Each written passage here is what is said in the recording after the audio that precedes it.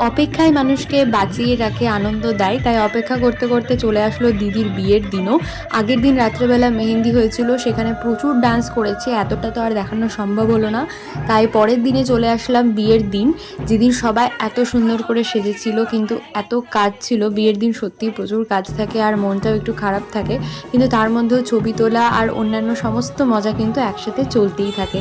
তাই জল সাজতে যাওয়া আর অন্যান্য কিছুতে, সব কিছুতে ফাটিয়ে মজা করেছি আমরা সবাই। প্রচুর সেজেছি আর প্রচুর নাচ করেছি, মানে জেঠিমণি থেকে শুরু করে কাকিমণিরা সকলে এত ডান্স করেছি যে আমরা একদমই হাঁপাইনি।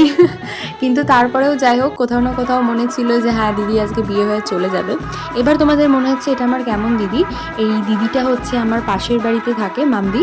তো মামদির বিয়েতে আমি ভীষণ মজা করেছি, সবাই মিলে এত ডান্স করেছি, তোমরা তো দেখতেই পাচ্ছ।